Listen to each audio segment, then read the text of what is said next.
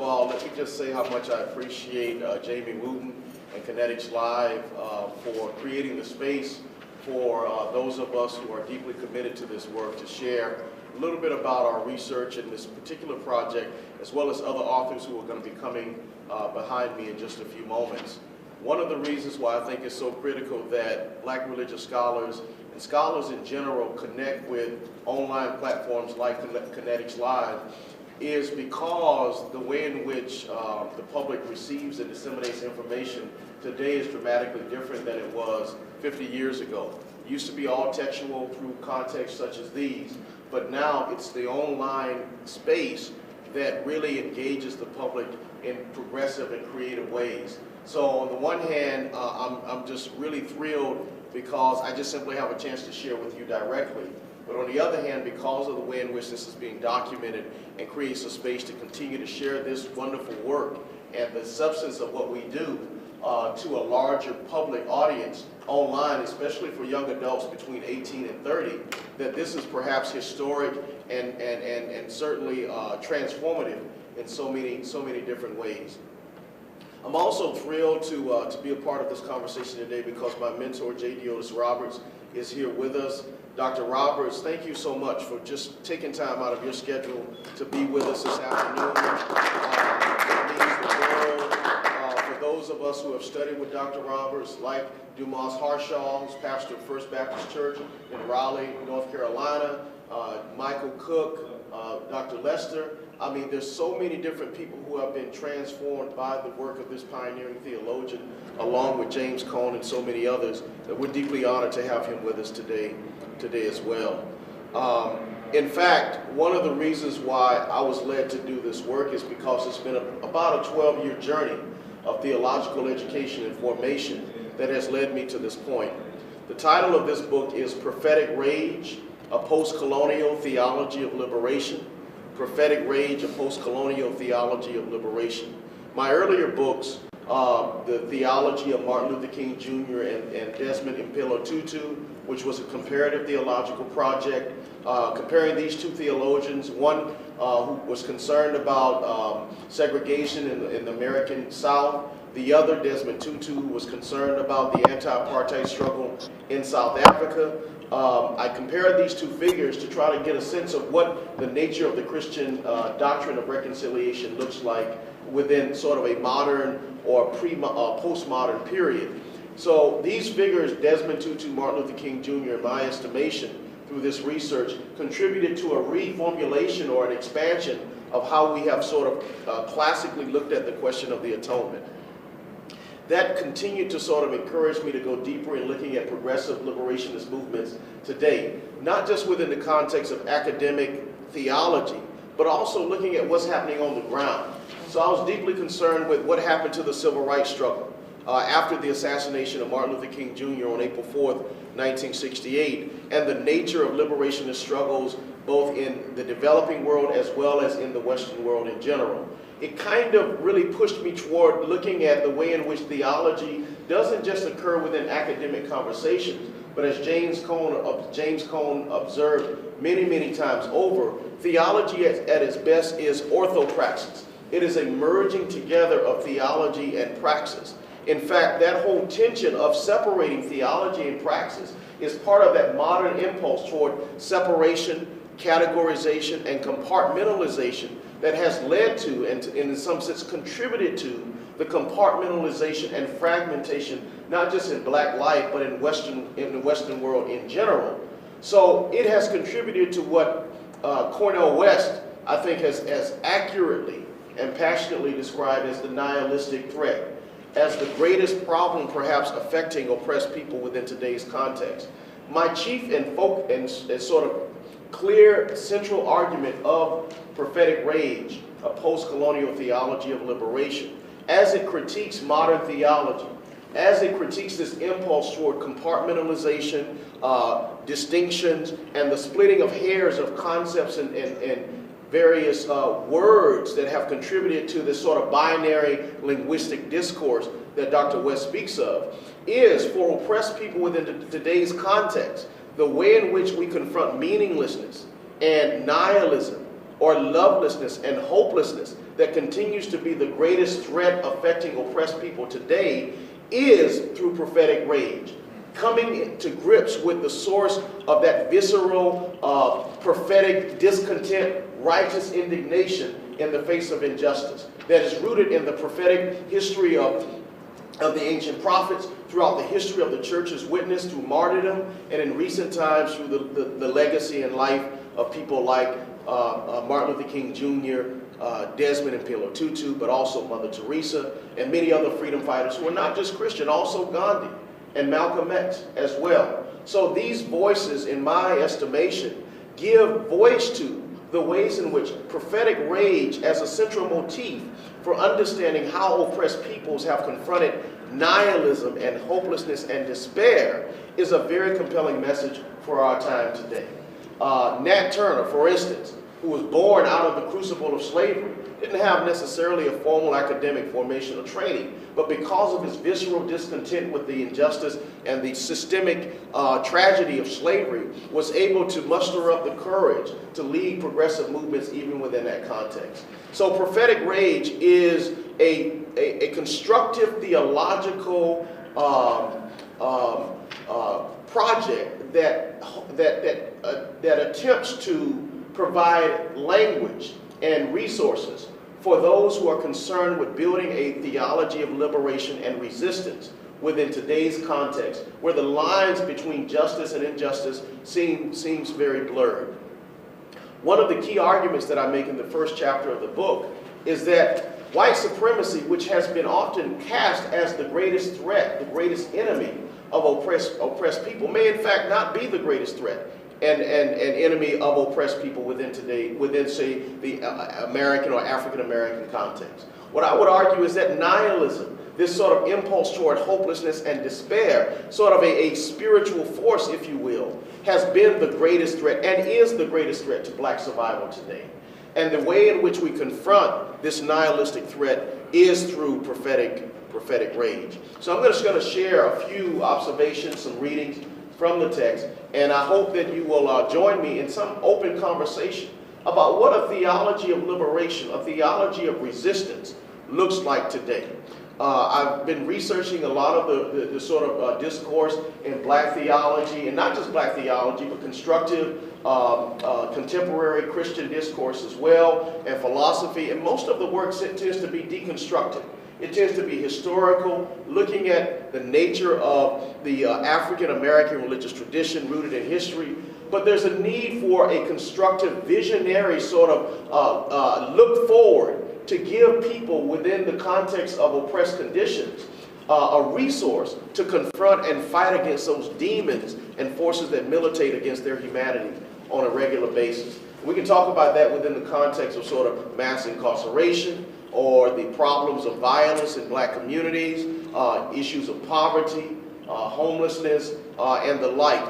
And the way in which these indicators or the conditions of black life point to the problems of imperialism within a global context as well. So black life becomes an indicator or sort of a signal or canary in the cave of what's happening in the global world around issues of violence and materialism, consumerism, and the disparities between the rich and the poor.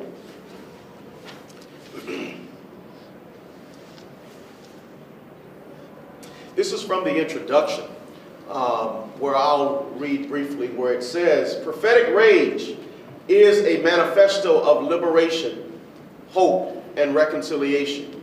It is the cry of millions from around the world, both Christian and non-Christian, representing all races and ethnicities, genders, sexual orientations, and faiths, yearning to be free, to be whole, to flourish. Inspired by the long creative legacy of prophetic Christianity, prophetic rage is the call for renewal and transformation in the quest to resist empire and establish alternative spheres of peace, justice, reconciliation, hope, and redemption in the world. It represents prophetic rage as sort of a motif, a sort of central sort of organizing motif to understand the ways in which oppressed people have historically and today confront the condition of nihilism, which in turn provides the impetus to confront those systemic structures that we face today. It represents the challenge of establishing, in some sense, a political theology of difference, rooted in the prophetic call for justice and reconciliation, both in the church and society. I argue that by summoning and reclaiming the prophetic dimensions of black religion and black theology's challenge to white supremacy, Prophetic Rage offers a new vision for resisting and overcoming empire. So while black religious thought, black theology has tended to be preoccupied with the condition of white supremacy, which is a very important struggle that has received quite a bit of attention in the discourse. The challenge is that it's not just the issue of white supremacy that we're facing. It's also the deeper, perhaps more ancient challenge of imperialism and empire. So it is, in fact, the reality that black life, black churches, black religious experiences are buttressed within the context of deeper, larger, global, perhaps even cosmic imperialistic forces at work, all the way going all the way back to the ancient Roman empires and the ancient empires Canaan and all of these other cultures as well. And so part of the challenge that we face is trying to sort of construct a theology that's rooted not just in the confrontation with white supremacy, but the reality of empire and imperialism as well. One of the ways in which I approach this task is not as sort of an objective observer. I think it's really important as we do theology within a post-colonial or anti-colonial context to integrate our own stories and narratives in the way in which we do theology. Now that's a very big point of departure for how classical theology in the modern world has been constructed, because it assumed that somehow one could create some distance or some distinction between the self and the project that one engages in. But I would argue that particularly in today's time, it's important for theologians and philosophers and scholars to be very clear and intentional about the point of departure through which they see the world, because it comes out in other ways anyway. So there is an agenda in everything that we do. So I try to lay that out very clearly and up front. And one of the things that I say in the introduction is that prophetic rage courses through my veins. I'm the great-grandson of the enslaved. I was raised in the gut bucket belly of the South, the grandson of a sharecropper. My mother cleared bedpans and tended the sick wounds of dying bodies of white racists in the town.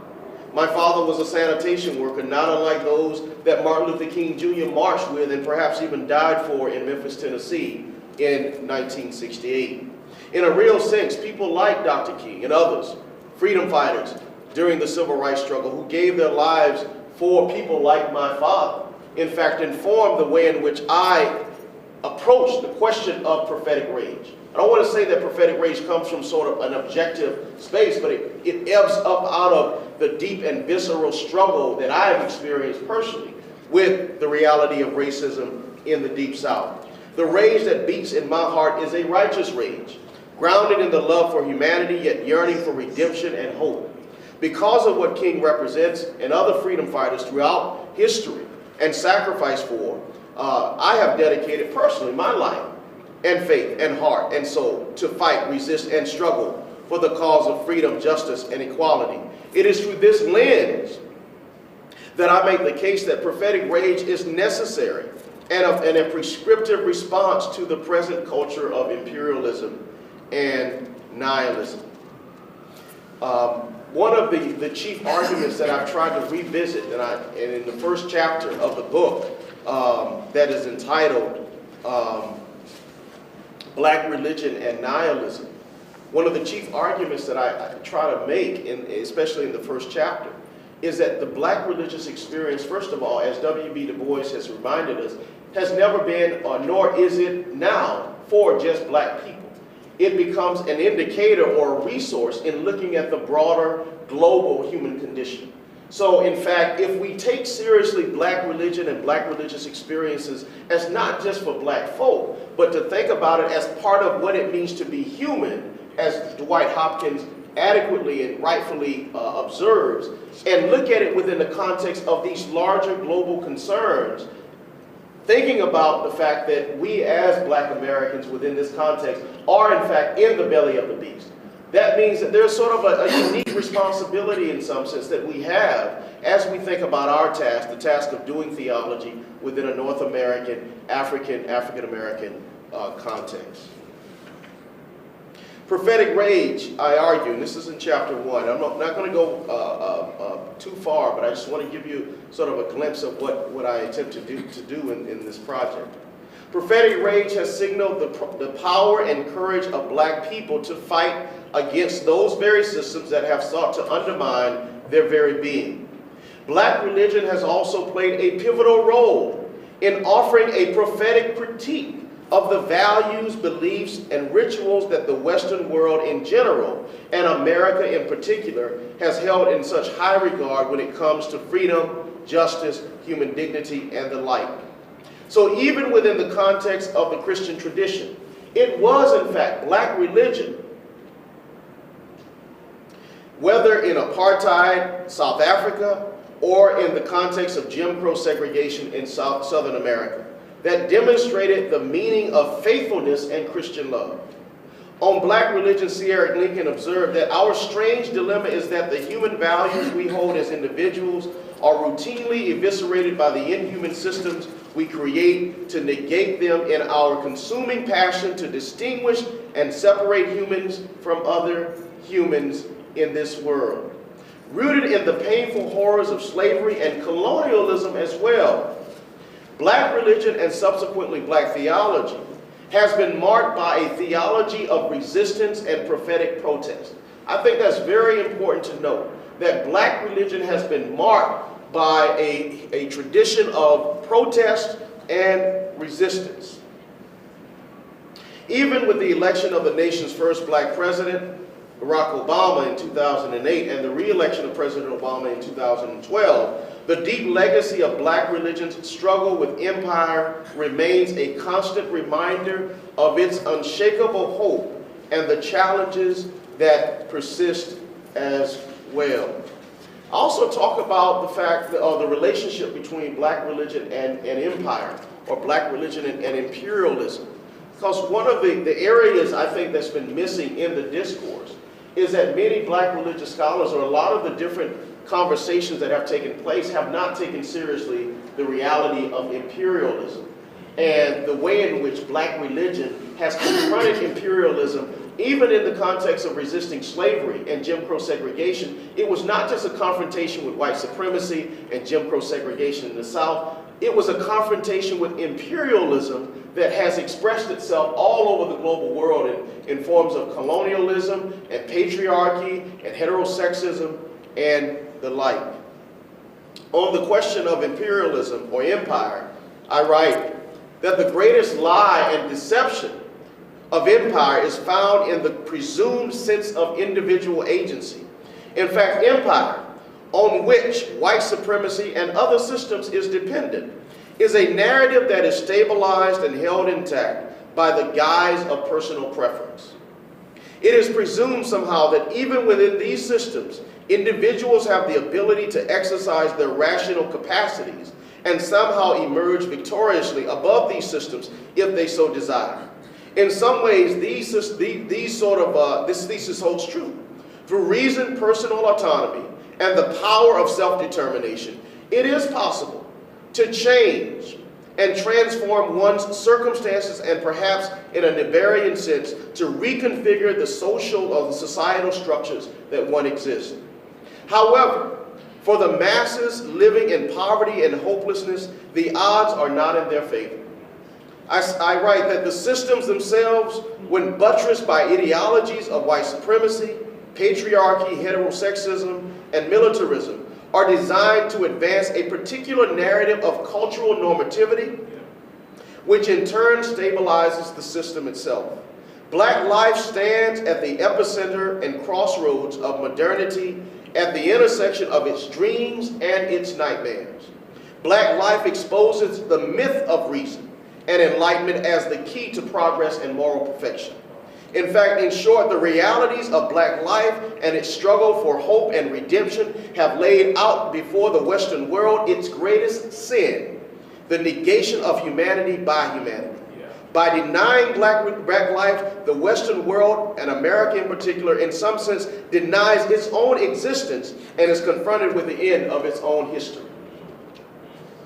So that's sort of the key focus, that I try to bring black religion into conversation with these more ancient, insidious forces of imperialism, of which Jesus was confronted with even in his own day. And I'll stop there, but one of the pieces that I'm very excited about with this project is that it's not just sort of an academic engagement. I'm very passionate about these issues on the ground. I'm so happy that Dr.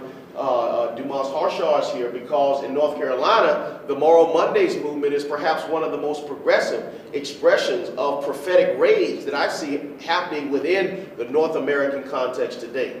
The Moral Mondays effort, I'm sure you can speak to it a bit more, has been a very vivid reminder that at some point discourse, dialogue, task forces, conversations, meetings don't go anywhere.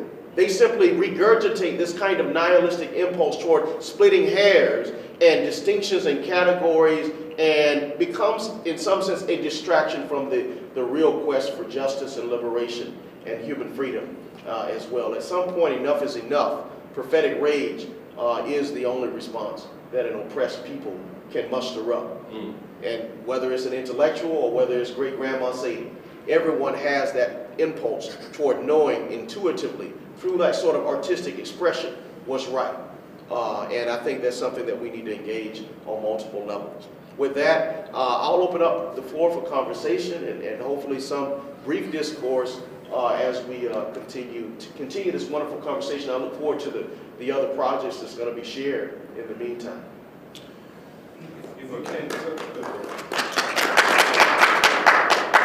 If you can talk a little bit about prophetic rage in the age of Obama, or when the empire looks like us. And I think Dr. Buzak talked a little bit about Mandela in South Africa and how the prophetic church sort of went to sleep under Mandela. So talk about sort of the role of the prophetic church, or even absence of prophetic rage in the age of Obama. Thank you so much for the question. I think that we can learn so much from Dr. Alan Bozak within the context of the African struggle.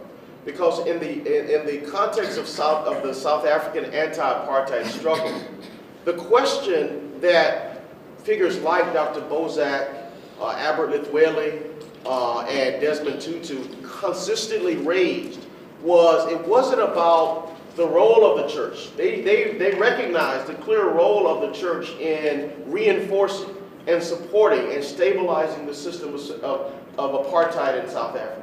The question for Tutu and Bozak in particular was, what does it mean for the church to be faithful within the context of imperialism and apartheid in South Africa? In America, the question of the faithfulness of the church, I believe, has not been raised adequately within our context. The North American Council of Churches, even various denominational traditions, the Presbyterian Church, the Methodist Church, the Baptist Church, in some sense have become handmaidens to imperial systems. So there is a lack of prophetic courage that I see coming out of our denominational communities, but also in the pulpits from across the country. So the problem is the voice of the prophetic within the churches has been complicated by the nuances of congregational life, where you have members of churches, like say one of the leaders in the Presbyterian Church, who's also the president and CEO of Humana, one of the large Fortune 5. He's a deacon like sort of I think an elder at one of the Methodist churches. The leaders of these congregations are intimidated, in my estimation, by the power of those members in their congregations. So, I mean, that's sort of a general assessment, but on a systematic level, the the prophetic voice of North American churches has been lulled to sleep by the impulse toward consumerism and materialism and the marketplace, so that the marketplace has determined the nature of the prophetic within our context. And I think that's one of the deep challenges that we face, even in black religion.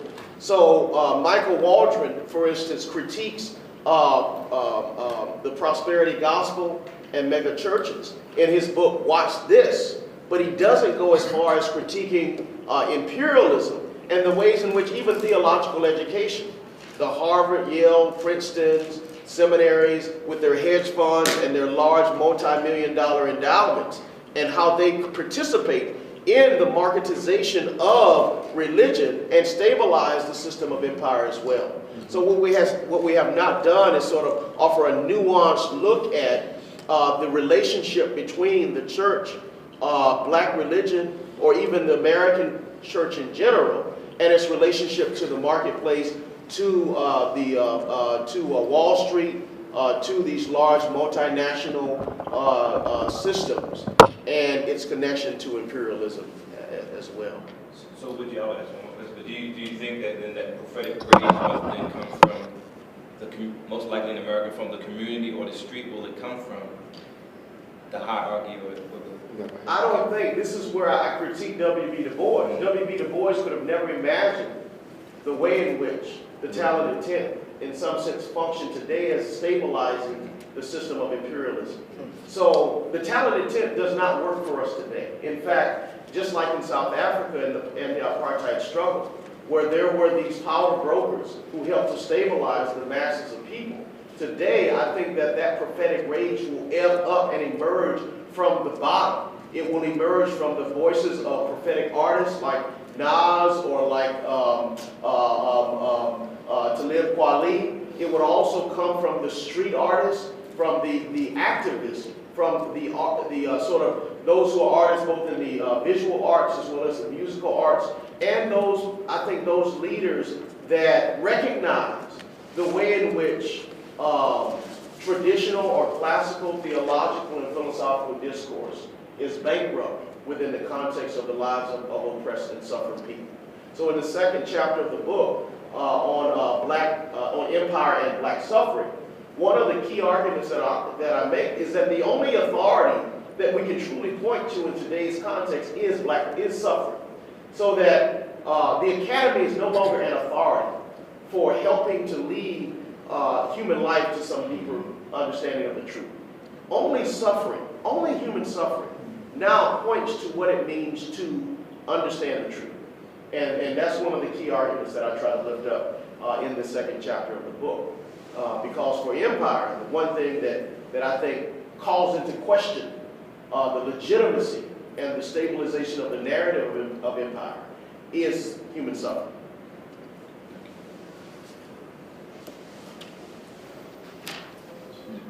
You first. Thanks so much. First, Dr. Hill, certainly want to thank you for your brilliant analysis. And I think it is pushing the envelope further in terms of what is the heart of the struggle for the 21st century. And I believe perhaps the question has already been answered as you made the connection between the prophetic rage and calling into question the very foundation that gives you life is part of the struggle in terms of, let's say, prophetic leadership coming from pastoral or ministerial leadership. And we saw that happen even in the 60s, where the student movement added another dimension to the civil rights movement that was not there when it was just preachers and demonstrations, etc. Even though all that was extremely valuable. So I guess at this point then, I'd push it a little further to say if you were to then present or have presented this notion of prophetic rage to clergy, to some leading clergy in the nation today, our own African American clergy in particular, what would you hope to say to them? How would you say what you said to us in such a way that they might be able to at least enter dialogue with you about the real issue of imperialism in particular, but also what prophetic rage looks like in the 21st century church? Well, I think that the power of prophetic rage is that it's not contingent on the accumulation of a certain body of knowledge and resources that often define epistemology in modernity. So epistemology in modernity, rooted in figures like René Descartes, cogito ergo sum, and Immanuel Kant and others, that assumed a sort of accumulation of knowledge and information as a cornerstone of what it means to be a thinking human being. So to be human means to be a rational agent. Prophetic rage is rooted within a long history of the prophets' discontent, rage, and this is how I would sort of respond to pastors, is let's look at the prophets, the ancient prophets, of which I would include Moses as one of them. Let's look at the ancient prophets as a resource or an indication of what it means to respond to systemic cultural injustices that we face. They spoke out.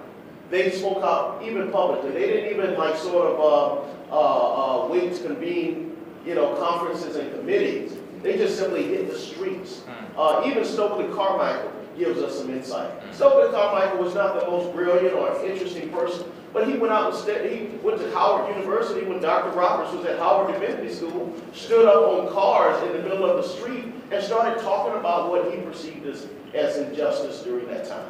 So I think what we need are more pastors who are willing to think and act in courageous ways. And I think it's a courageous act. Even in the North American context, there has been Kairos documents drafted in Asia, in Latin America, and in Africa, especially in South Africa. The Kairos document, which Alan Mozak worked along with pastors to write. It was and continues to be one of the most compelling documents in the life of the church in South Africa, even today. To this day, there has not been a Kairos document that calls into question American imperialism. American imperialism that the developing world in Asia, Africa, and Latin America have been calling for in World Council of Churches, in dialogue, even from when James Cone and J.D. Otis Roberts and many others went to Latin America in dialogue with Latin American liberation theologians, still have not called into question the deep challenges and problems of imperialism in this context. And the reason why is because I think we benefit to some extent. And we're not prepared to say that maybe it might be God's will that America may not survive, right? That somehow Africa, perhaps, and the developing world may be the conduit through which the reign of God ushers into the human condition.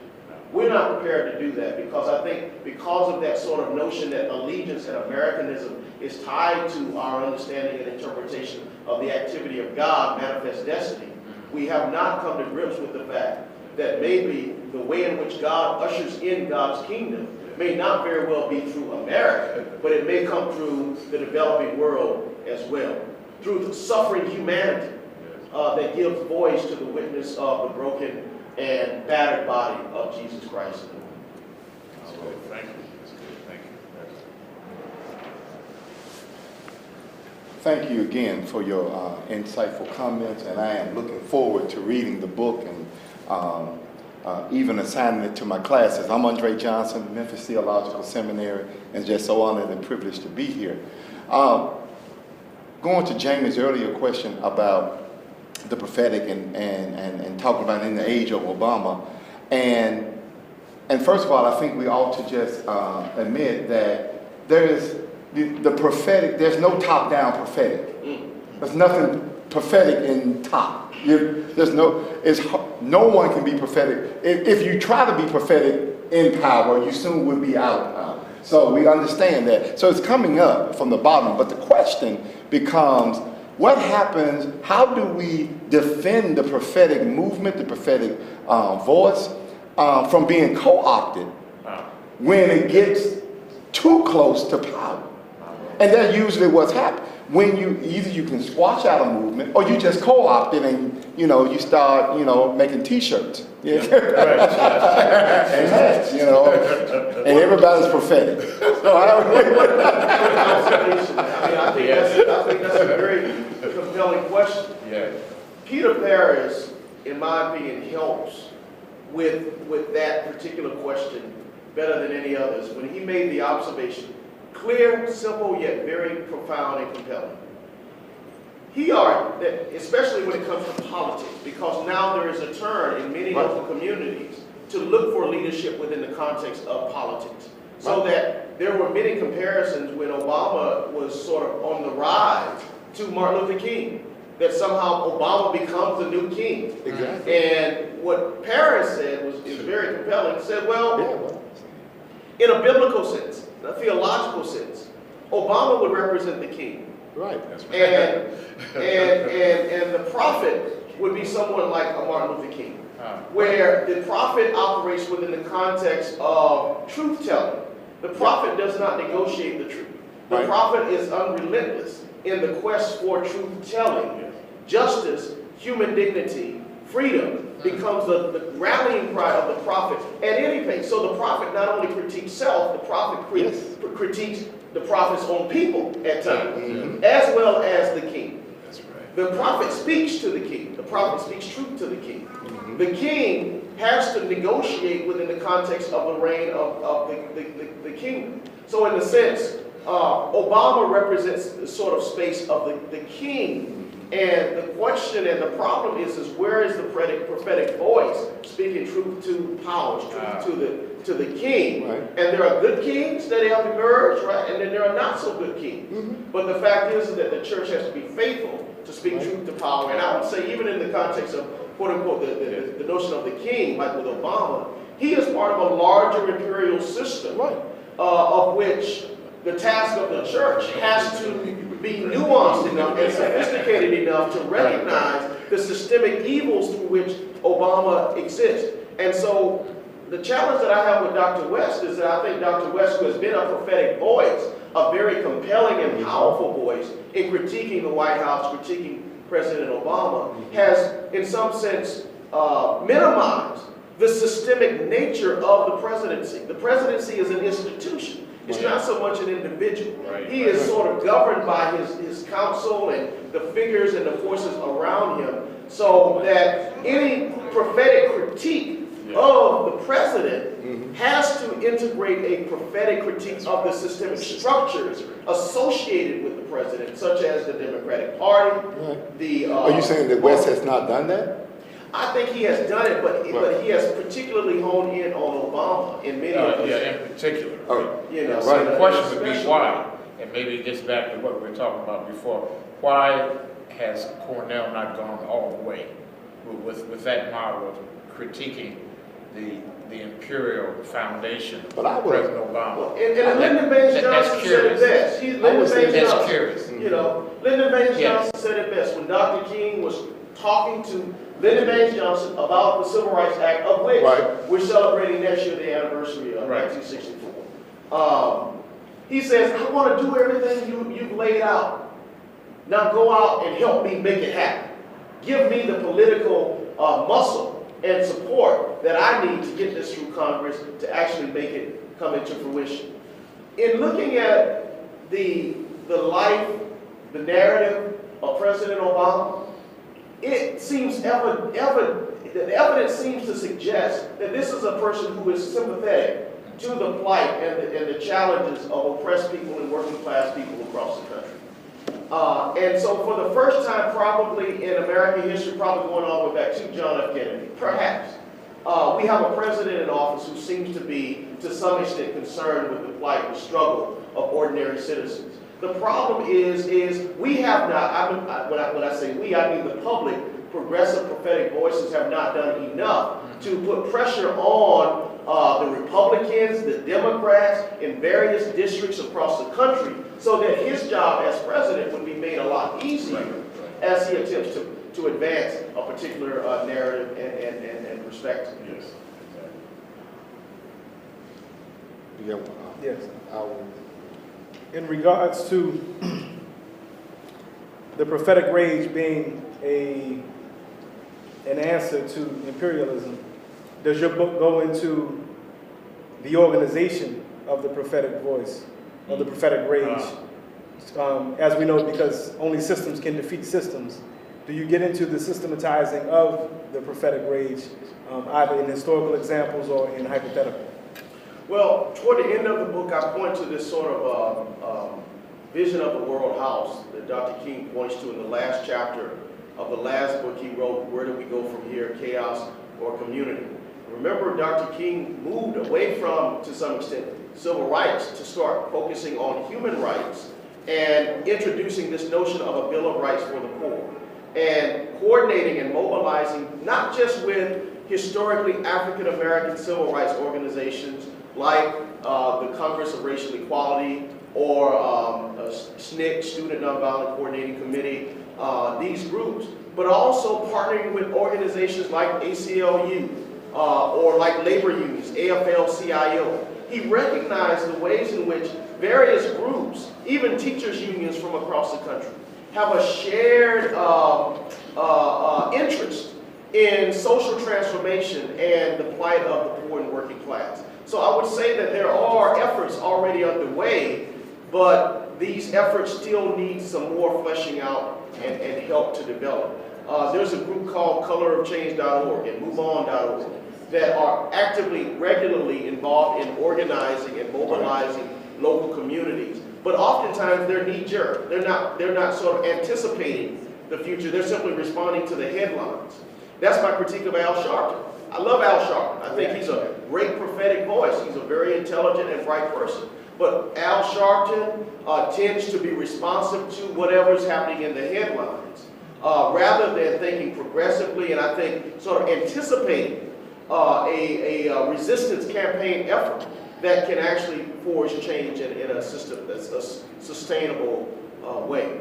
So I would say to your question, to some extent it's part done. I leave the reader in the last chapter with some ideas of some key focal points to sort of to center our attention on, like immigration reform, mass incarceration, poverty, and education. But what needs to be done, I would suggest, is intentional on-the-ground efforts to organize and mobilize with various existing organizations that are doing great work, but they're just not connected. So there are a lot of different organizations that's doing incredible work. They're just not connected. They're just simply fragmented in different parts of the country.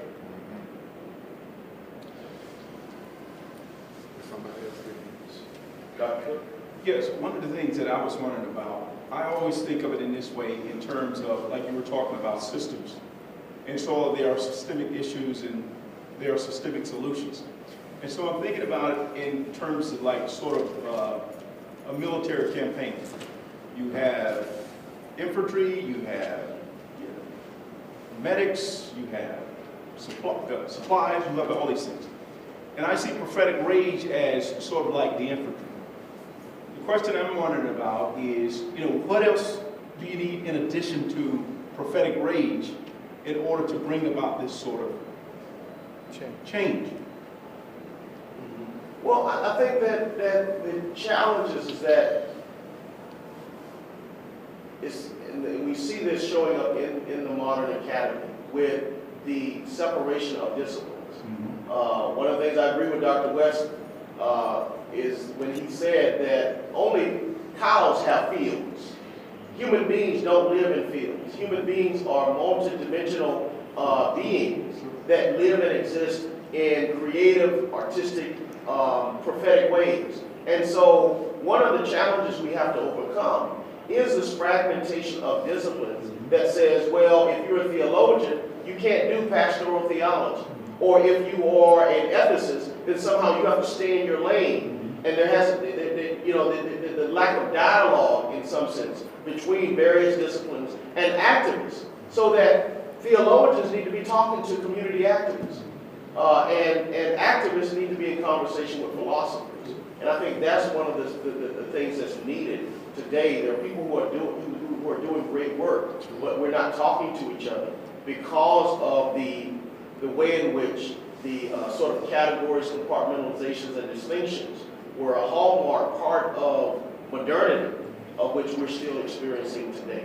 So the way in which we're even shaped and formed as intellectuals is based on this sort of deep categorization and focus and compartmentalization, which militates against progressive liberation of struggles. You know, it seems to me that the same diagnosis that you lifted up for your book could be applied to that whole issue of systems. In my limited experience, coming up a child of the 60s and being in a number of movements, More Monday and et cetera, is that it appears that being co-opted is the major issue.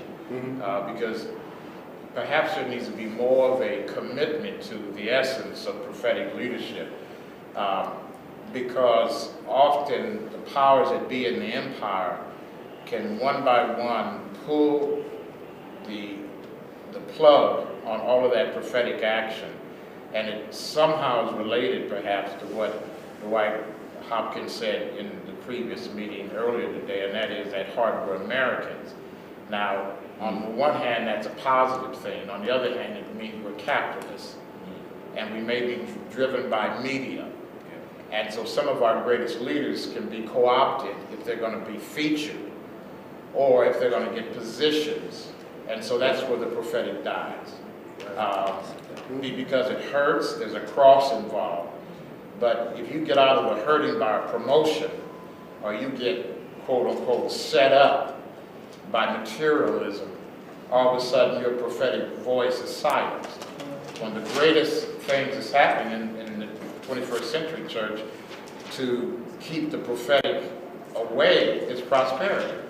Because when you get rich and famous and you're featured, somehow your prophetic voice is muffled. You're not all that committed to that kind of social change when it's over a period of weeks and months and years, and you're not looking to be on the evening news every time the camera comes. And so there's always that tension within the movement. You have to share what's happening because people who need to be a part of it otherwise don't know. But then we get celebrities out of it who then give up the cause. And then that affects the whole spirit of what takes place. Just to add to that, let's look at what happened to a lot of the freedom fighters of the 1960s. Okay. Like Andrew Young, for instance, and many others who have worked tirelessly for freedom and justice and human rights. But the visceral prophetic rage of which they operated out of during the movement was institutionalized, and I would say to some extent even sort of consumerized. It was sort of a commodification of the civil rights struggle that translated into the institutional organization that they existed. And so part of the challenge that I think we face today is, you're absolutely right. Most of us, get into the place where we just want to, make a good life and take care of our family and our children. But if you go to the developing world, this notion of having a big house and cars and kids going to college, this is very privileged, middle class, capitalistic, consumeristic constructs that we operate out of. And so I wonder to what extent are we prepared as North American Christians to truly be faithful to the gospel and be in solidarity with God's children in other parts of the world as well? That's a real question, I think, for the church in our context. And certainly is going to be one of the greatest questions for our time.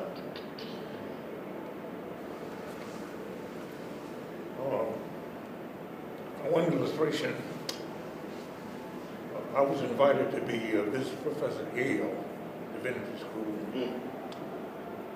But at the time I was there, the workers in the dining room and so forth, people at low level in the community, for better wages, benefits, and so forth. And here I am on the faculty with all these PhDs and so forth, and maybe university, and a minister. Sometimes it comes down to what kind of decision you are prepared to make yourself. And so this illustration on one hand, I was there and graduation was coming up. I wanted to be there in cap and gown with other faculty members to meet the grandmother and so forth, welcome people who come in to see the graduates of my students. On the other hand, I was torn by the people who were workers who wanted benefits, who were striking. And at the same time, Dr. Jackson, Jesse Jackson, was coming to town to lead the movement downtown protests. I had to decide what I would do. One of the fortunate things was I was a member of the ministers group in the city. And I put it to them, what shall I do? I'm identified with two different communities.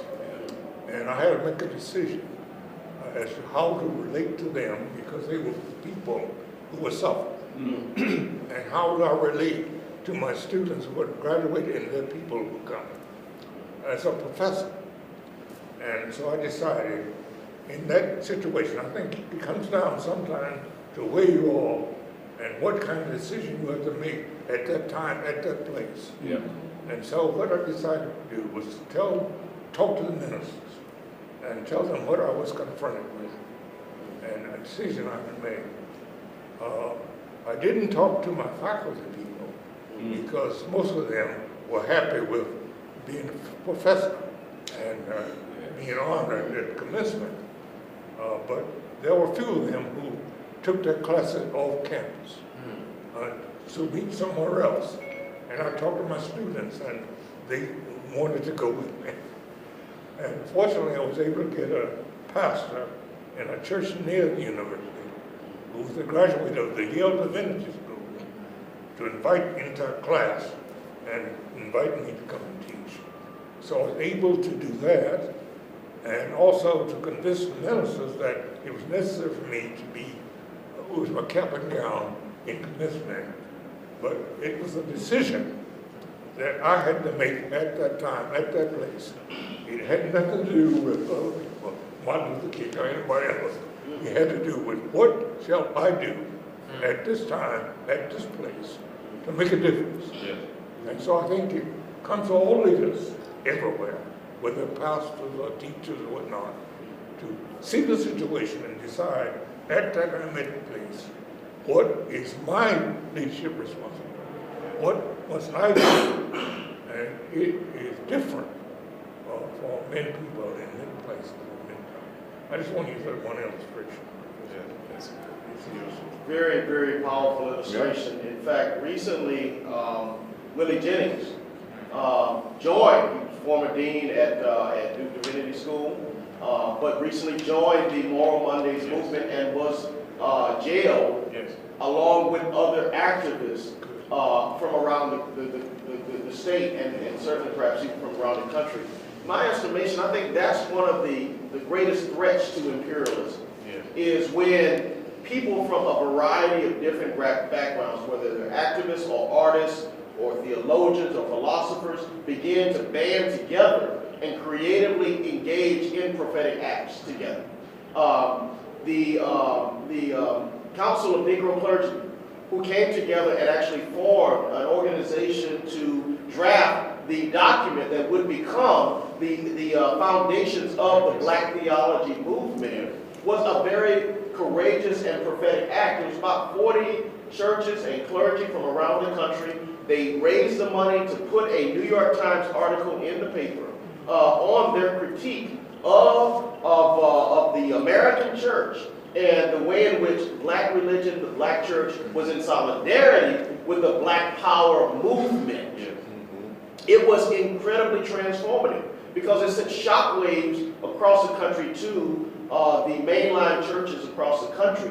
But it also signaled to other pastors and churches from various places, rural areas and around the country, that there is a sense in which the church has an obligation and a responsibility to support these young student activists in their quest for freedom and justice and human dignity. And so in a real sense, I think that what's missing is a creative relationship building process, or what Desmond Tutu calls those delicate networks of interdependence that needs to emerge within the context of community activism and theologians as well. Yes.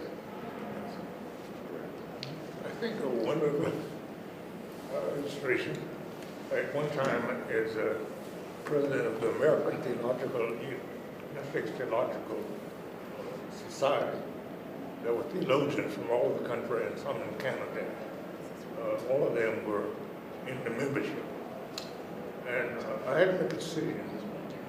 What shall I do? Because they were reading these major papers and so forth, and information was coming from everywhere. And none from Africa, none from Black Americans or Latin Americans, people of different backgrounds, different cultural backgrounds and so forth. And all of these were white or German and so forth. And here I am, president. I had to make a decision now. How can I get these people to begin to bring other people into membership so they can read papers and talk about their background and so forth and share that information? That information was not in the sync at all, because it was what Paul Tillich said, what this theologian said.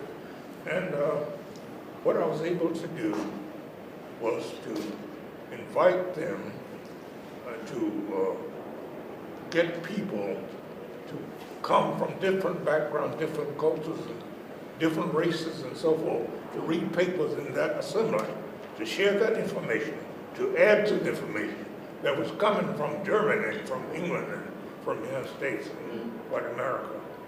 And the result was phenomenal, because I was able, in some sense, to convert the white membership to begin to be sensitive to people who were coming in from different membership, from different parts of the world, to read papers and share knowledge and so forth. In other words, sometimes you're in a position where you can not only help your own people, but you can change the hearts and minds of other people, so that now in that society, the black membership does not have to stand up and fight for membership from Howard, from Morehouse and so forth, but the white membership, the leaders in the nomination committee have now determined that everybody who wants to come in ought to come in and share their cultural and intellectual knowledge with everybody else. So you're in a position where you can not only change the minds of your own people, but you can get the people who are there stirred up and sensitive, so they begin to reach out and bring other people.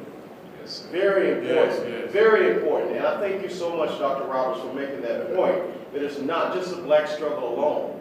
It's a global human struggle that we confront. And thank you so much for those last concluding words, Dr. Roberts. Very good.